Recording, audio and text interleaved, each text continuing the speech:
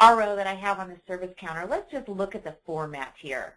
We have in MaxxTraxx, which is very different from our old DOS version and a lot of other automotive shop software out there, a reason for service. This follows the dealership structure of CCC, and that's that complaint, cause, and correction.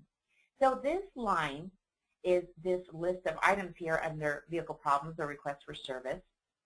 This is where you capture why the customer's here. You know, they may say the cooling system needs service. Maybe your customer says to you,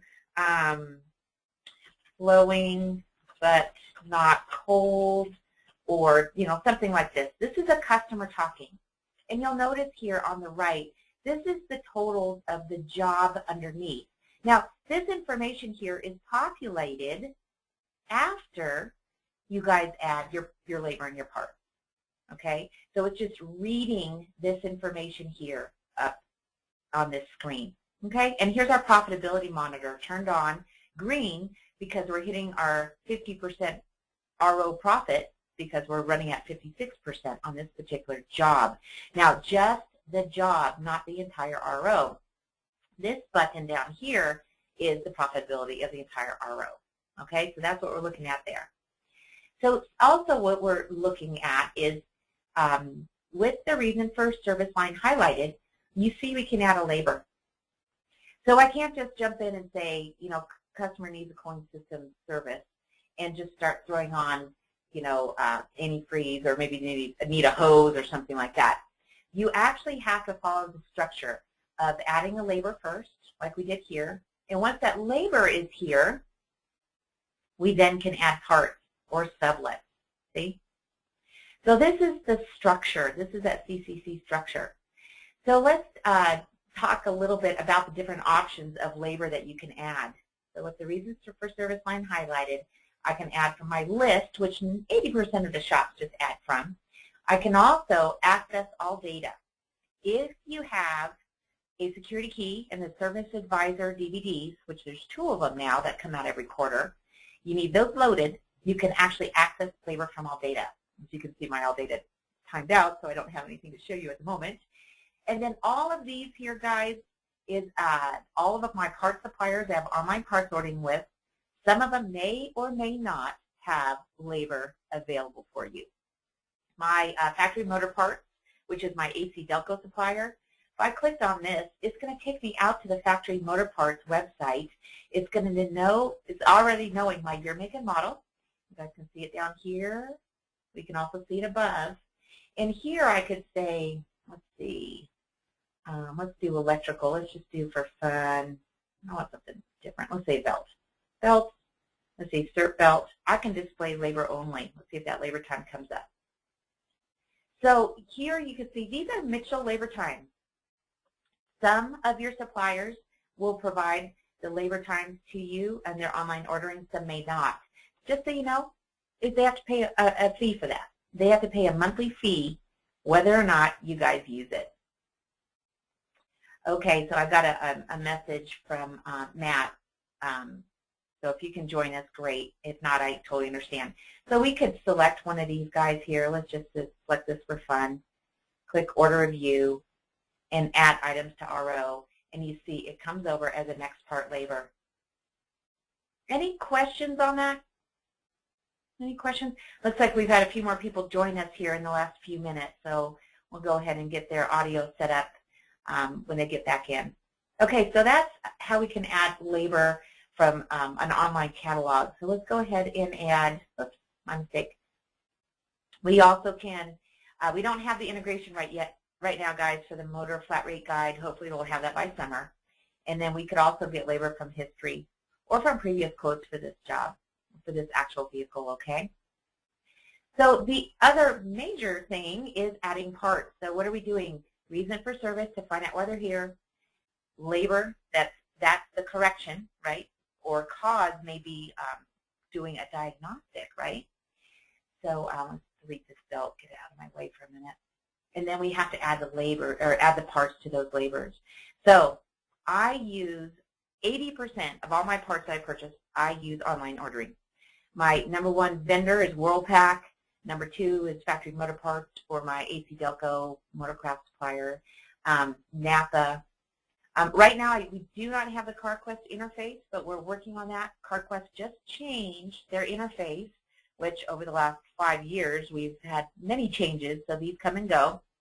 But you can see we have AutoZone, Auto Value, O'Reilly, Parts Plus.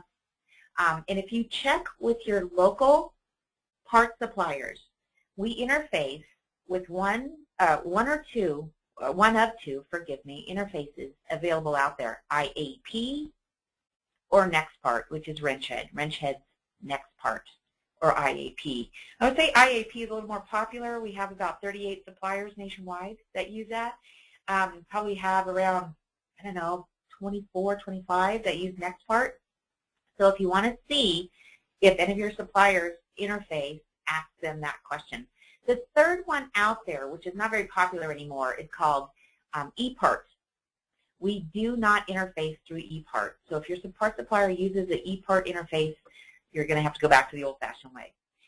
Just a reminder, guys, the WorldPack interface and the Napa interface are proprietary. We've written directly to them. Okay, guys, any questions? Any questions so far?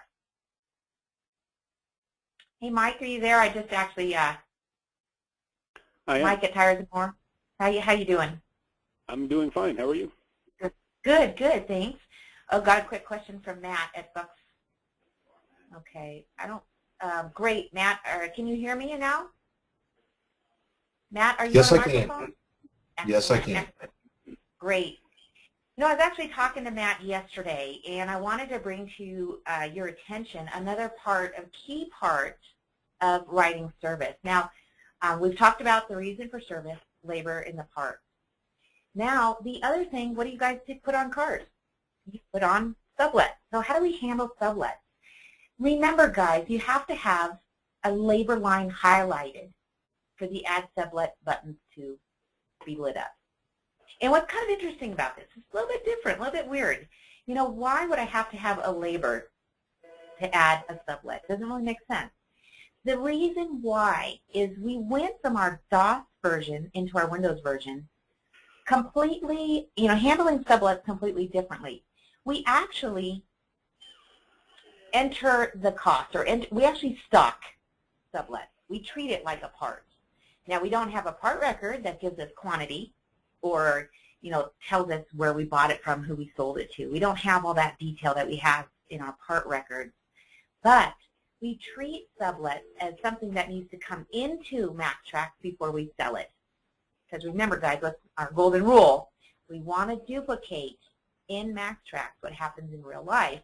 So we can't actually sell this hose if we haven't first bought it, right? So same thing with sublets. Let's start a fresh one. Let's start a fresh RO. Let's see if there's anything on this guy yet. No, it doesn't have anything.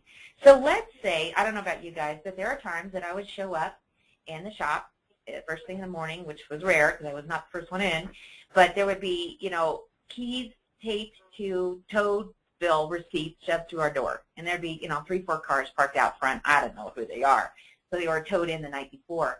So this is an example of how I would use sublets and how would I use it if I don't know a thing about them. Now, I may or may not know their name, but I could even just, what would I do? I'll look in the glove box, get their name if they have never been in before, and we know the year, make, and model because we know they were towed in. So now we add a reason for service or vehicle problem.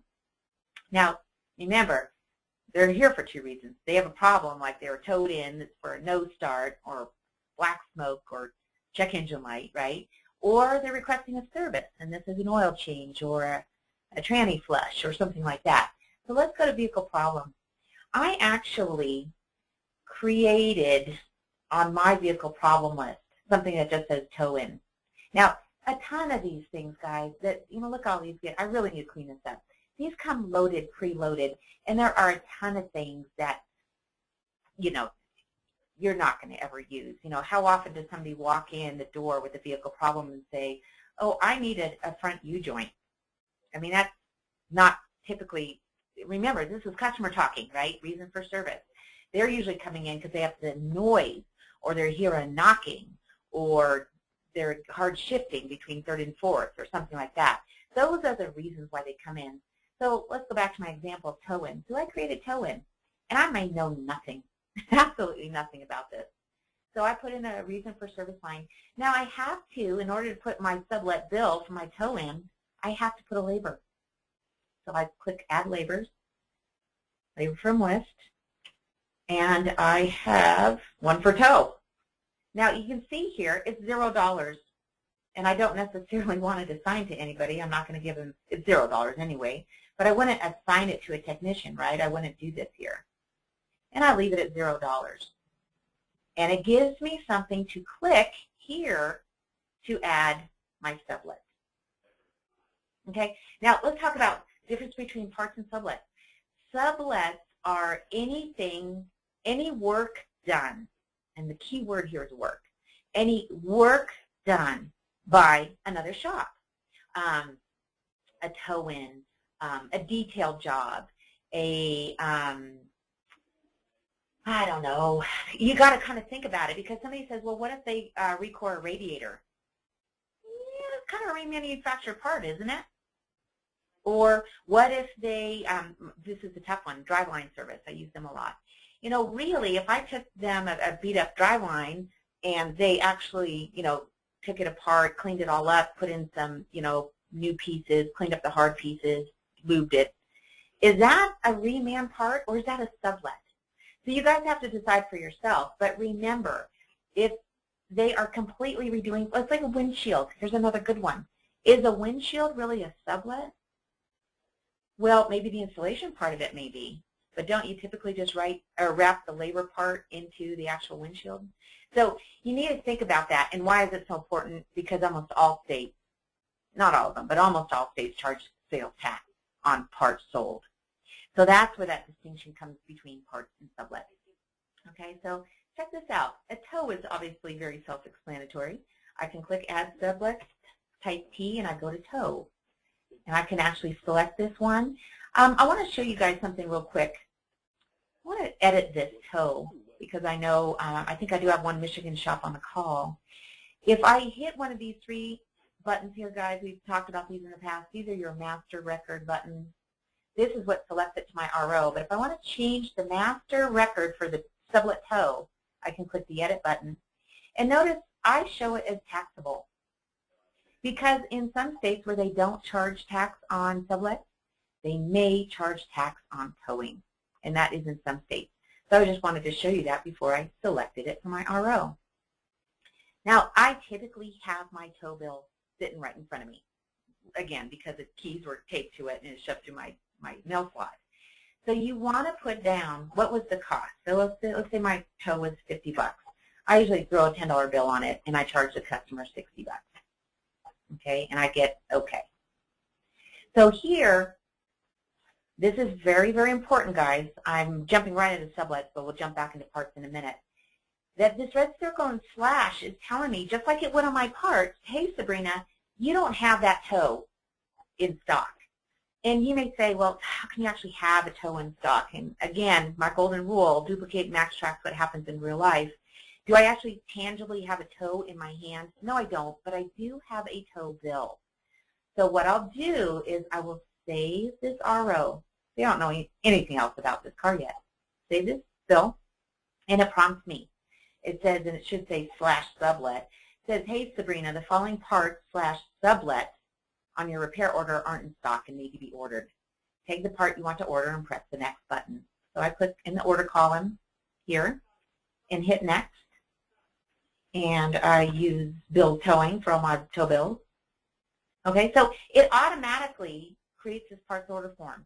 Or in MotorTraxx for our stock users, this would be like our restock parts invoice, restock invoice.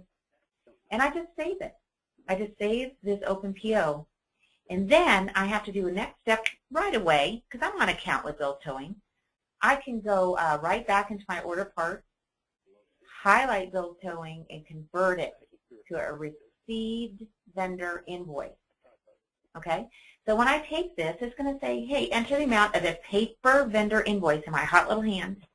Just make sure my math is right, keep our bookkeepers happy, and click OK, and just post, what I'm doing is I'm actually posting the sublet for that one person's vehicle into MaxxTraxx, and I'm updating and I'm not really updating inventory, but I'm posting that into what we call an inventory valuation account. Okay, this is the magic of the bookkeeping, the accounting that's happening in the background. When I do that and I put in my invoice number,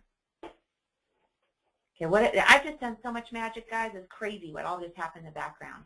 Well, let's jump back into this RO and check it out. No red circle. And if I were to double click on this, check it out. It says this sublet for $50. And by the way, if I had changed that in my restock invoice to any other dollar amount, it would have updated this screen. It says it was from Bill Towing on this invoice number.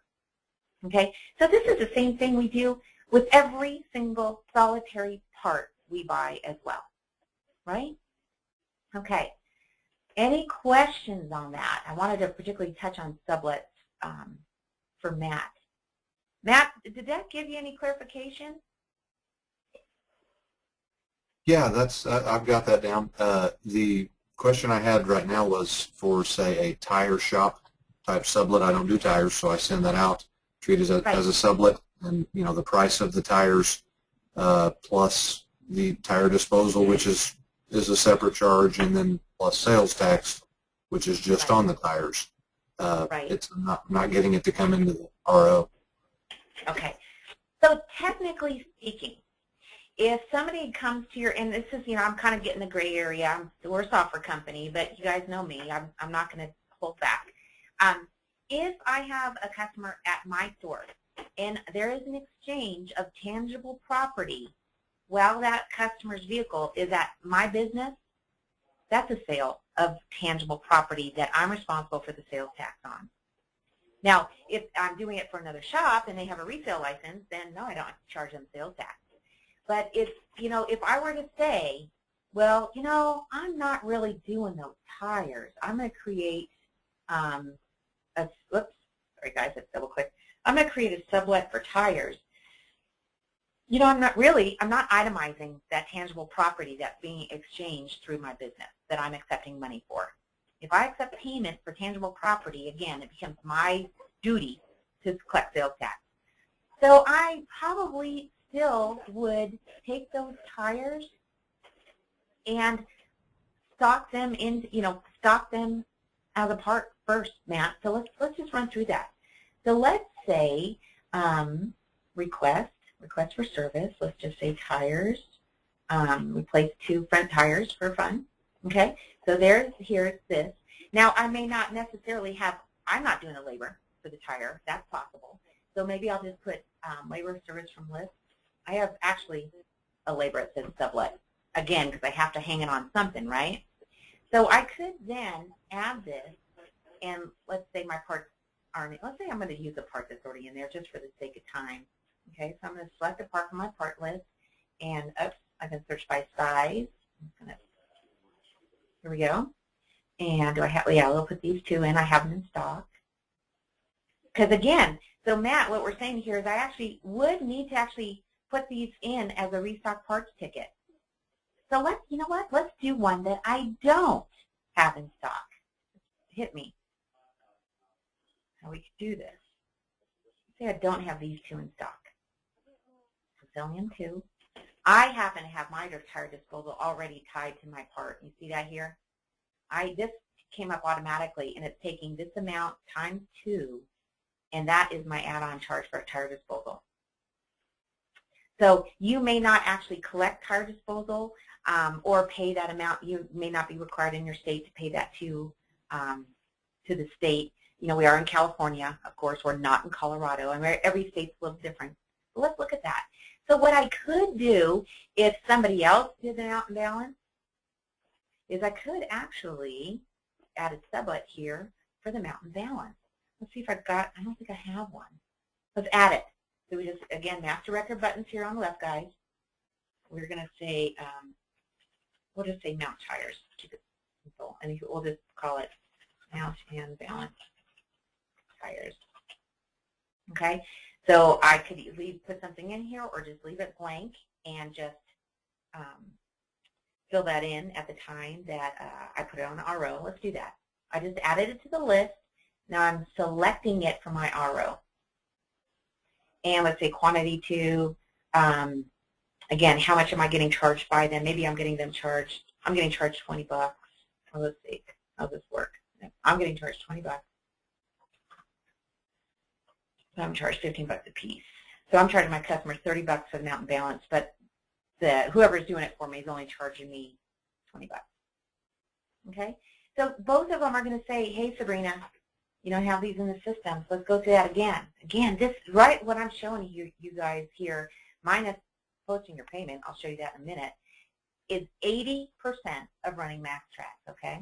So I'm going to save it. I'm going to say, okay, first of all, I got my tires and the mounting from the same place. So I check them both in the order column because they're both short, and I click next. And let's see, let's add somebody. Let's say it's American Tire. So all I have to do is have a company name and a vendor code, all I need.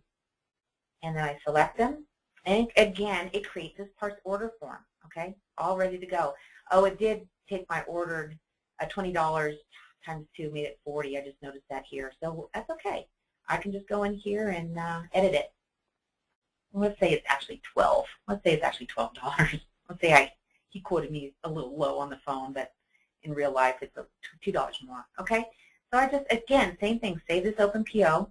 And I might have actually called the guy and said, he gave me this quote, so I'm waiting for him to actually deliver those tires mounted on those rims for me. So when he shows up, go right back into order parts. I used to go back into restock parts, guys. My mind wasn't thinking right. Go back into order parts. Here's American Tire. I'm going to convert this parts order form into a received vendor invoice. Again, this is real critical because we're doing so much stuff in the background, guys. So I'm going to click that button, put in my target amount for my bookkeeping. This is my paper vendor invoice. And here it is. I have my sublet in here and my parts in here. So again, when I post it, now I am posting a little bit of sublet valuation to my financials, a little bit of parts inventory valuation to my financials, and I'm updating my inventory from 0 to a quantity of 2 for those tires. That's what I'm doing when I click this little guy down here. I put in my invoice number, whatever it is. Okay? So again, I go back into my RO, and there it is. It knows that these are in stock. Let's see. If I double-click on this, it says stock on hand 0. It used to say -2. And here's my profitability monitor. That'd be nice to get on tires, huh? 50% profit. Okay. While we're in here, guys, let's look at this screen for a second. Again, I had hazardous material or tire disposal already added to these tires in the part record itself, or I could manually add it here. Say I want to charge a little more for tire disposal. I also have my Use Matrix button here applied to this part. And this is my default matrix, which is obviously marking my parts up 50%. Let's make that, they don't actually have a matrix for tires. Let's call it dealer. It's going to be cheaper. Okay? So obviously my dealer matrix is set at 30%. So this is my cost. This is, I'm going for a 30% profit. So that's what my resulting sales price is, right? That's what my resulting sales price would be up here. So I also could, if I wanted to, unclick the Use Matrix. You know, I need to keep this, realistic. I need to be competitive. These are $99.95 tires. So what does it tell me? If I manually put in that, it's going to say, hey, Sabrina, based on your selling price, you're only doing 11% profit. Well, you know, maybe I want to do something special for this customer, or there's some special reason or whatever. Or, frankly, I got hosed by my tire supplier on this, okay, so I can't mark it up that much. Let's click on this again. Again, here's my cost, and here's my percentage. That's my profitability. And it shows, it rounds it up, of course. It doesn't show you decimals here. Okay, these profit monitors are very powerful, very valuable, guys. So, but remember, service writing is an art, and it's only a guideline. Okay, So I'm going to stop for a minute. I'm throwing a lot at you here today, guys. I don't have a lot of questions other than that sublet question. So I'm just sharing some other features as we go along. Any questions on this? It's called the Sales Detail Information Screen. Any questions on this screen? Okay, let's look at another thing. I could, even though I probably wouldn't want to do it on this guy, I could put in a 5% discount here. Discount these tires even more. Or, let's say I needed to warranty these. Let's say the following charge also exists for this part, tire disposal. Do you want to remove these charges? Again, because it's a warranty. I'm going to say no. Leave those charges there. And maybe I got a treadwear warranty on these tires. Maybe.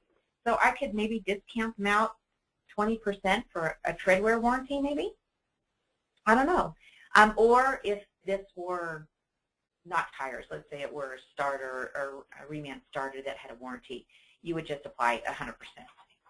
So that would charge your customer nothing. But it still keeps track that you went to make a sale, but then you had a discount. And discounts are treated as expenses in MaxxTraxx. And you guys will notice that I'm always kind of talking from the accounting person's perspective because usually 80% of our customers are full accounting users in MaxxTraxx. And I want you to be real familiar of how that affects, how does that impact my financials? So that's what this is all about, right? Okay, so I'm going to undo my warranty discount. I'm just going to go right back to my regular pricing. Okay, same thing with the labor, the sublet labor. Then if you want to do it this way, Matt, it's saying that my invoice cost actually should have been updated. Remember? I'll have to double check that. My cost was actually 24 and I'm selling it for 30. Okay, so that actually, and it says American Tire in the invoice that I bought it on. So what do you think about that, Matt, about handling your sublet tires that way, breaking it out? Yeah, the part, using the tires as a part is the only way to go. In my particular tire shop, I use 90% of the time groups, just prices them per tire with mount and balance, so I wouldn't separate mount and balance in my case, I don't think, but the tire as a part is the way to go. That I understand that now.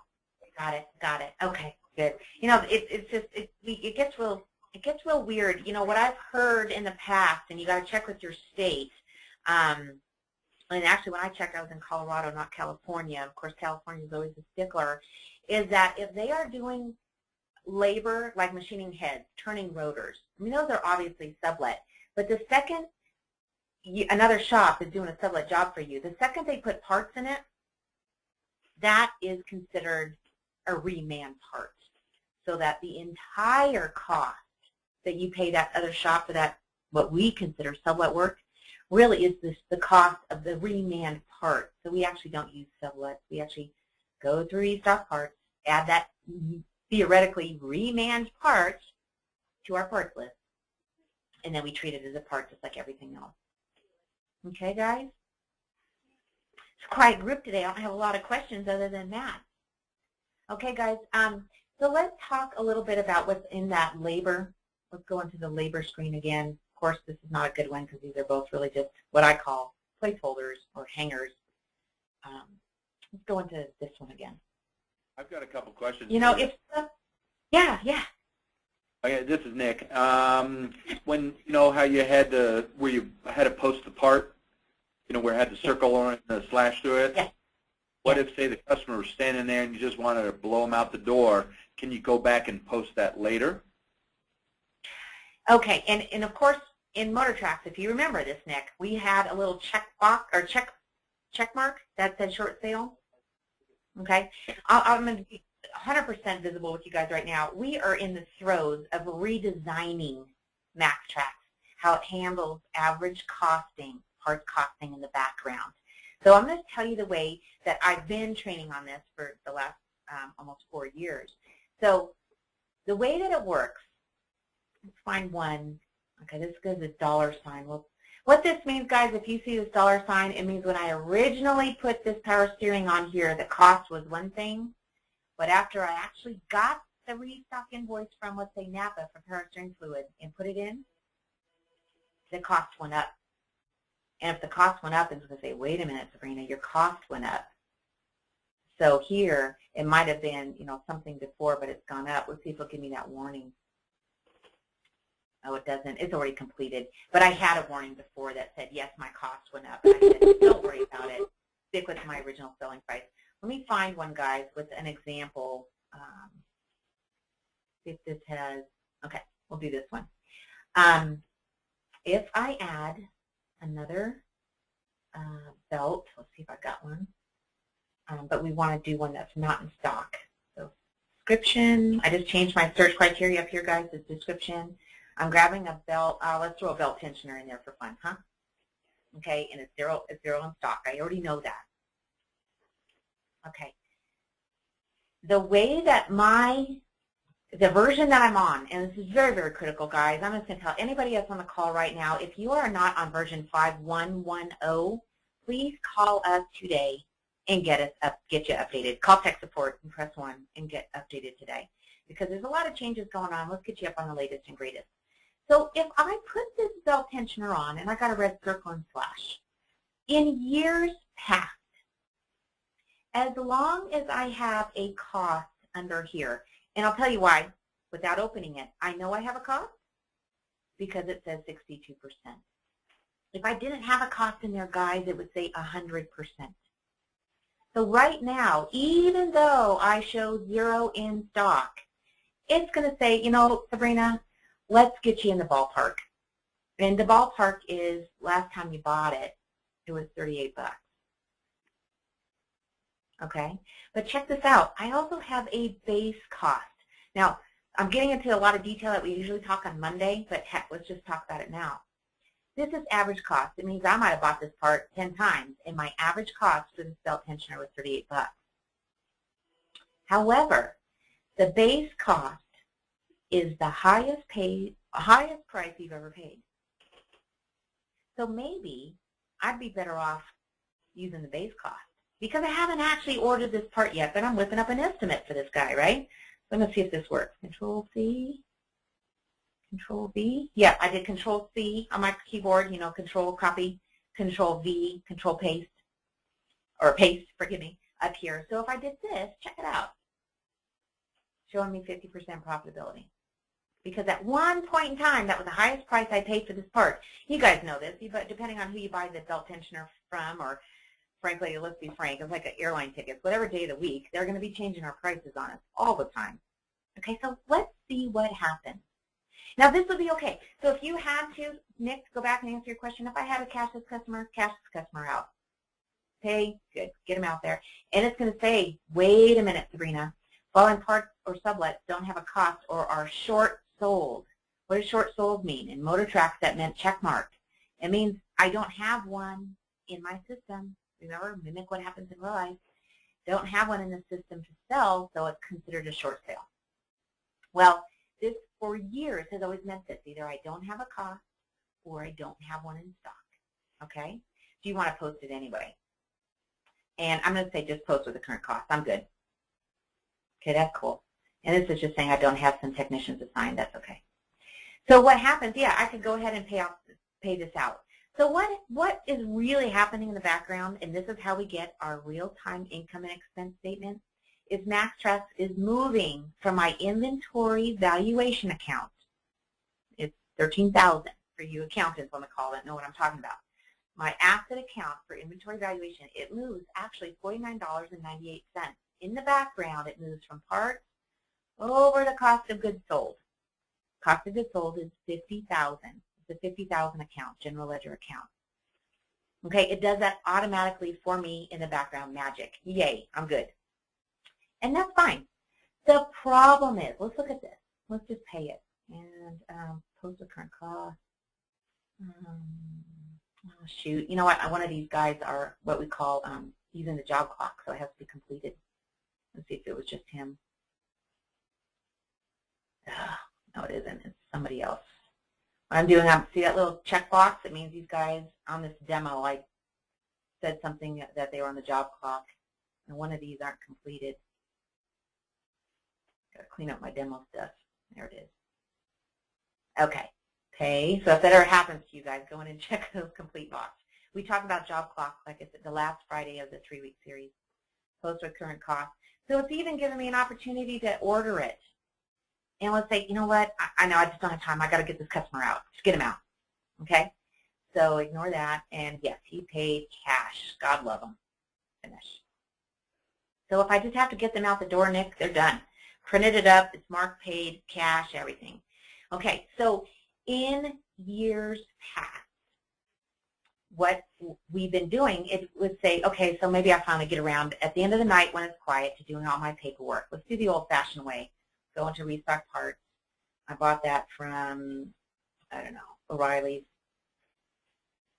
I don't even remember what the amount is, but it was from part list, description. Let's see if I click on description and go to belt tensioner. I already know it's this one because it's -1, right? Okay, so let's say I actually pay $65 for that part. Okay, and it's already gone. My repair order is already gone, so I can't click this reserved for repair order because it's already gone. He's not even on this list anymore. Okay, so I'm just going to say throw it back in stock. So this is why development at Scott Systems is changing this all around. So if I click OK and post it, and it's okay. So my target was 65, and post and update my inventory, which is just updating my inventory from a -1 to a 0. Okay, and I put in my fake invoice number. So what happened, guys, is that when I closed that RO, it moved, remember, what, $49.88 or something, from $13,000 to cost of goods sold, okay, to $50,000. But in reality, I just put $65 back into that account. Do you see now my account is off $15.11? Okay, but it happens. So not a big deal. The other thing that you can do is at the end of the quarter or the end of the year, real simple. You run a real live, I just clicked on the reports icon. Sorry, guys. I'm really going deep here. I didn't mean to go so deep today, but it happens. I go into my clipboard, report, click on inventory. I run an inventory valuation report. Let's just say summary report of all. Let's just run it for fun. Okay, remember, guys, I'm on demo data here, so be kind. So it's 85, actually 36, 87, because obviously I've got some negatives in there. And I run a second report. I run what's called a parts reserved detail. Oh, actually, I'll do the summary. Because that's what's on these 5 ROs, I could have some parts reserved. Okay, so I run this report, and it's 546.39. So I have shops that do this quarterly. I have shops that do this annually. They take that. Now that's counting every part that I have and telling me how much it's worth. Then I just go to my accounting and my chart of accounts. Now my inventory valuation, 13,000 account, should total all those parts, right? The parts that I have on the open ROs, because I haven't closed them out yet, and all the parts that I say that I have in stock. So let me take this and add this together really quick. Okay, so what is it? Mine came to 9,083.26.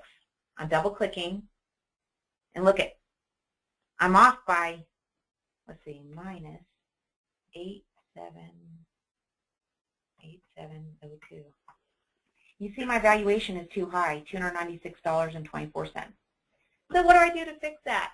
At the quarter or at the end of the year, I do a general journal entry that says, hey, take, you know, in this case, I go the other way. I need to put some money back from cost of goods sold into my inventory valuation because it's too low. When I really count the parts, it came to 9,000 something something. But my valuation only says 87. Why? Because you can see if you're not good about those red circles and flashes, and God knows, guys, I'm on a demo. I mess around with it all the time. You can see where that would be a problem. Now, how, Nick, can I be a stickler, which I am, and keep that correct in my shop? Real simple. I go to the cash drawer. After they're long gone, I void that transaction. Let's void it. And what does it do? Voiding this item will result in the payment being voided and the repair orders thrown back on the schedule. Let's do that. I voided it, and I knew it was paid cash. See my payment details on the right? Okay, and I hit refresh. Is it already there? Yep, it's already here. If I right-click it, I need to change status. Right-click, change status to anything other than complete, and I can edit it. But check this out. No red circle. No red circle. Why? Because I stocked it. I had one in the quantity to sell. Now check it out, though. I got a red dollar sign. It's saying, hey, Sabrina. Let's look at this. If I right-click, update prices on all parts with the cost change. This means cost change.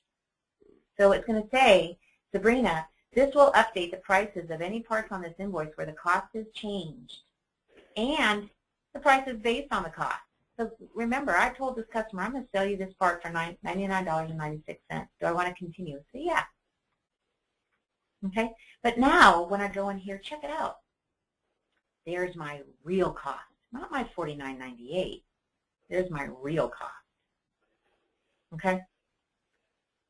So then, if I were to repost this, so this is what and frankly, this is what I did, Nick, is I would just say, repay it, and then just same thing, go through the same thing, just cash. Just remember, if you do it for a previous day, you got to change your date paid. But I'm just going to say pay cash. So everything's all the same. It's all good in the hood. Everything's the same. But now my valuation is correct. My profitability reports that I print out at the end of the day when I do my daily sales are correct.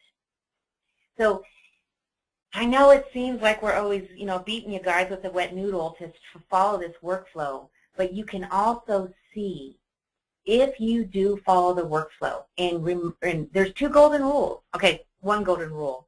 Duplicate in MaxxTraxx what happens in real life, number 1. Number 2, don't close out an RO with a red circle and slash. Now, I know you guys get in a hurry. You know what I actually really did in my shop is I would hand write on the invoice paid cash, give it to the customer and throw it in the drawer, do all my restock parts tickets at the end of the day because I was always the last person at the shop. And then if I knew there was some out there with red circles and slashes, then I would post them off at the end of the day because I was also the person who ran the daily sales and cash flow report at the end of the day and did my bank deposit. So lots of different methodologies, lots of different workflows. This is why, guys, we have you come to these webinars, and we want them to be interactive because I need to know, so what's happening in your workflow? How do we make Max work for you? And we certainly don't want you to change your business, but there are definitely some best practices in MaxxTraxx to keep you on the straight and narrow, and in this case, to keep the integrity of our financials. You guys follow me there? Yes. Okay. Can you add a so I hope I haven't lost you. We definitely got a lot deeper in today's webinar than I typically go. We talked a little bit about online ordering. We had, let's do another example. Let's jump into this guy. So we talked a little bit about, go ahead. Apart from WorldPack? Yeah, let's do that. So let's say, first of all, a side note for any MotorTraxx users, your vehicle has to be in sentence case, not all capitals. When your data comes over, Nick, this will affect you. When your data comes over from Garage IQ, it'll be in all capitals. In order for the online ordering to work, you have to have something called an AAIA number. WorldPack actually goes off the VIN, but all of the other, all the other online ordering goes off of this AAIA number, okay? So you need to actually reselect the vehicle if this button isn't here. And once you do that for all your converted data, again, this applies to you, Marcus and Nick, and to Penny, if Penny's listening at TransTech, and Mike. I don't remember.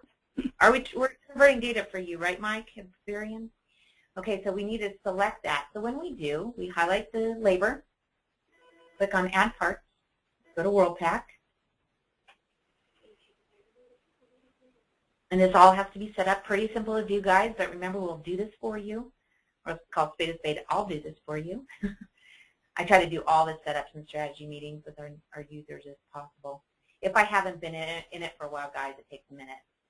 Okay, so remember, it will know already my year, make, and model. So let's see how we're going to do on a Buick at WorldPack, huh? let's do oil filter. And I'll just hit search. Oil filter, price. This is what you guys are probably doing Worldpac already. Let's use full. See if I don't think I have that part number in here. So I just click the little order export button here. See? Click on that. Makes my little sound. Then I just click MaxxTraxx down here at the bottom. I don't hit checkout, guys. Don't do this yet, okay? You go and hit MaxxTraxx at the bottom and add the selected parts to the RO. Now, what is so very cool about this, guys, is this creates the part record in the background on the fly, and it puts in part number, part description, cost. If you have a matrix applied, which I do for all my Worldpac imported parts, it puts in a price matrix. And if it's a reman or rebuilt, it designates a core, all on the fly in the background. Love it. Okay, so what's my workflow? I got a red circle.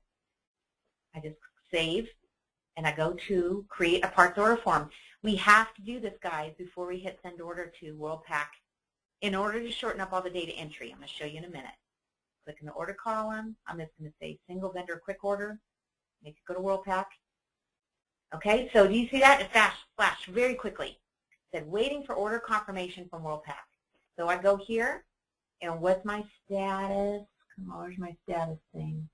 Oh, it says in use below. I would have hit checkout. Now, the problem is it really is somebody's Worldpac account, so I don't want to do that, or else this filter is going to show up. But I would hit the checkout button, and then Worldpac gives me my response, and then the screen closes, okay? So let's say I click checkout in real time. The order goes off to Worldpac. I'm going to close this just for the moment. And then I would come back, and it would say, your order has been submitted. Now, of course, I didn't do it because it's somebody else's account, but I'll just hit the cancel button. But notice up here, guys, where it says open, up in the upper right, and it says canceling this window will leave the purchase order open without order confirmation. Are you sure you want to? Yeah, I'm just doing a test run for you guys. Okay? So what happens, that parts order form for Worldpac that I just did, I'm just going to edit. I'm just going to look at it. I'm going to hit edit or just double click. It would have said here submitted. And my send order button here on the lower, in the left side would be gray. Submitted and gray, if it really went through. But of course I didn't. Like I said, somebody else's account. Okay, so what happens in real life? We wait until our 11:30 or delivery or whatever. We're wait. They show up. We go back. Oh, let's look at this again. You notice red circle is still here. And if I were to click on this parts on order link, check it out. It's going to say, hey, Sabrina, your oil filter is on order. Okay, so it's already waiting. Okay, so let's just say 11:30 shows up, Worldpac walks in, hands me my oil filter, gives me my piece of paper. I go back to order parts, highlight Worldpac, convert it to a selected, convert the selected invoice to a received vendor invoice, and double check my math. That's one cheap filter. And just okay, save. I always just do this instead of putting my vendor invoice number here, because why it's prompting me here. I don't have to do extra work. I'm just going to post and update inventory. Again, what are we doing, guys? We're posting $2.30 to our 13,000 account, and we're posting a quantity of 1 to that oil filter part record. Okay, so now go back into that Buick, and voila, no red circle. And if I were to click on parts order on order here on the left, guys, the blue underline, this is what we call our links. If I click on this link, it says stocked, status stocked. And check it out. The vendor name is down here. My cost is here. Okay, so I get a little more detail. So that's how we do online parts ordering. So you guys, can you see right there that use online parts ordering, which means you jump right to the vendor. Let's do O'Reilly. Let's throw one on from O'Reilly. Do a fuel filter. Let's see, filters, engine filters, fuel filters, parts list. Everybody has a little bit of different interface, guys. Oh, they don't stock any. See, it would say store network. See, nothing's showing there. Nothing's showing. So let's go back to that catalog and let's do something else. Let's do hose. I'm sure radiator hoses. See if they carry anything for that Buick. They do. Okay, see the check marks? So I want to do the top one. It's only in the distribution center. But I could do the primary store has this lower radiator hose. Okay? Click in the order column or order button in the order column. Add to quote. Transfer quote. There it is, red circle and slash. Next step, close the RO. Say order it. See, it already says OR, knows it's O'Reilly. I can click single vendor quick order. But there it is, parts order from. So you guys see, I'm not typing that part number onto my RO. I'm not having to go through the add a part wizard. I don't have to do all those 4 screens. I'm not having to even put anything on a parts order form or a restock parts ticket. Nothing. I just save it. Wait for them to actually walk in the door. People usually laugh when I say, 30 minutes later. Like, no. 2 hours later, they walk in the door. Just remember to click on order parts. I kept looking here, guys, and going, where the heck is it? For like 2 weeks. And then I clicked on this, and I had 3 pages. So you highlight O'Reilly's, convert it. Double check our math, keep our bookkeepers straight and happy, and post and update it.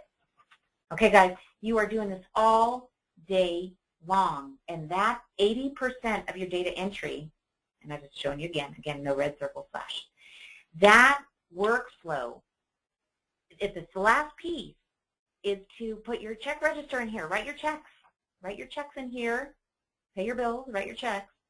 You realize you have full accounting, real-time integrated accounting, which gives you up-to-date real-time financials, your income and expense statement, okay? So, but you can see if we were starting to leave red circles on here, you could see where we very quickly could start degrading our financial integrity. You guys following me there? Yes. Okay, so I actually covered a lot about the parts that I usually save till Friday, and then we touch base on the restocking parts on Monday. How are you guys feeling about that restock workflow, getting every part that you ever purchased into MaxxTraxx? You guys want to look at it? Let's look at the old-fashioned way. So say we don't have, let's say, a dealer part. Okay, let's talk briefly, and then let's go another 3 minutes. We're going to talk briefly about part placeholders. Because what's real life? Real life is if you're calling up the dealer, let's get into somebody else. Let's create a brand new one. Let's get something nice and fresh and clean. Got one, yeah. Let's see. Let's select this. Look at that recommended service. It's in the workflow. Love it. Let's say window regulator. Okay. So what happens in real life? I'm adding to request. Okay. I have labor here for window regulator, but I'm not going to ask the guy at Phil Longford, hey man, can I get the part number for that window regulator? No, he's not going to sit there and read it to you over the phone. He may give you cost. He may give you that. I don't know, maybe it's a $78 window regulator. So what we can do if we want to knock out an estimate for Scott Allen for his Ford, let's click the labor and click add parts and add a part placeholder. Now we talk about kits in lesson 10, and you guys know I'm a kit junkie. I love kits. I use them all the time, and I use placeholders in my kits. Okay, so let's just call this a window regulator. And I know that it's going to cost, my cost here, I'm going to double click here, is going to be, let's see if this will work.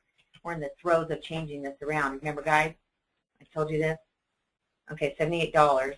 And let's say I'm going to sell it, or I want to use a matrix. I'm just going to apply the dealer matrix. Let's see if that'll work. Looks like it did. So it's saying mark it up 30% if it's from the dealer. This is my automated selling price. So what did I do, guys? Put in description, put in my cost, both fields, apply my matrix, and this is my selling price. Okay?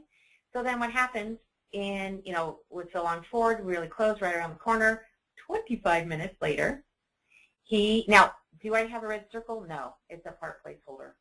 It doesn't know that. It doesn't know that. I don't have a part number to say, do I have this in stock or not? It doesn't know. It's a placeholder. So what happens? They actually walk in the door. I go the old-fashioned way. Restock parts, input receive vendor invoice. Do I have Phil Longford in here? Well, let's put him in. Phil Longford.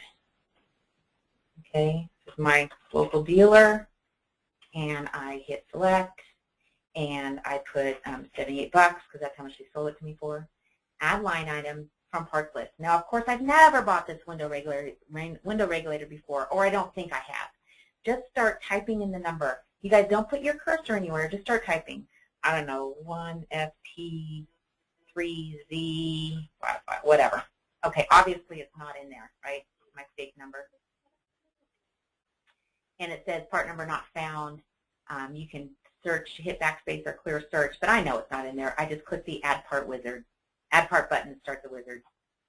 And I put in window regulator. So first thing I'm doing, I'm adding this through the add a part wizard to my list. And again, I'm flying through this stuff. We're going to talk about this stuff extensively on Monday. And base cost 78, I use my dealer matrix and next. No core. Okay, again, we're going to talk about that on Wednesday. So now I select it for my restock parts ticket. Remember my Phil Longford that I'm duplicating in MaxxTraxx? It's $78. I can reserve this item for a particular job. This is good for tracking, guys. What the heck did I buy this for? Oh, that's right, Scott Allen's 06 Ford. Okay? And then we click OK and post. Post and update inventory. Fake invoice number.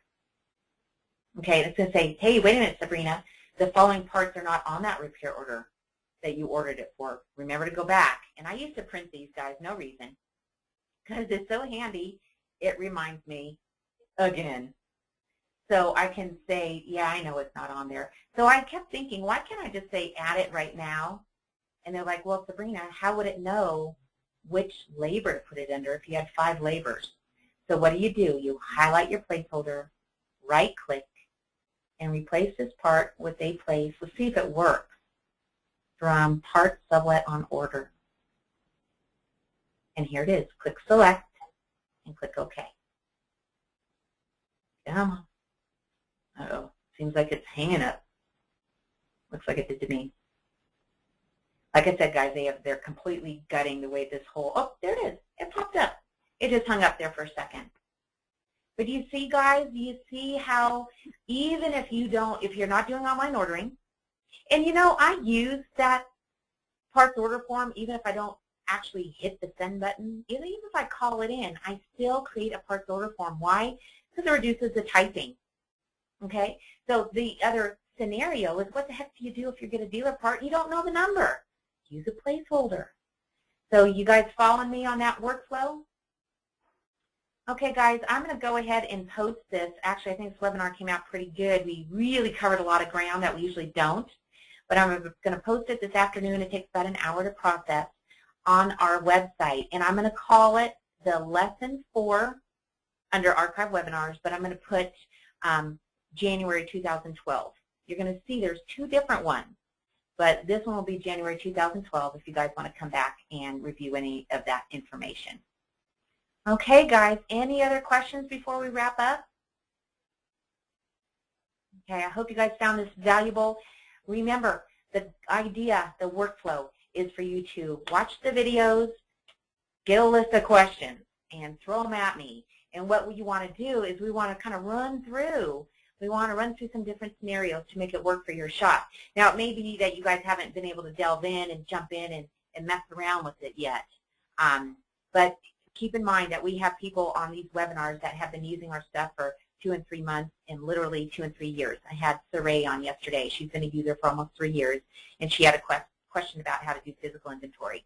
So Tuesdays, Thursdays are open forum for you guys to ask anything you want. So please don't hesitate to jump in and ask us your questions. And open forums tomorrow. And the second half, where we're going to talk about all the different options and all the different links here, very important stuff, is on Friday. Okay? So look forward to talking to you guys then. Have a great day.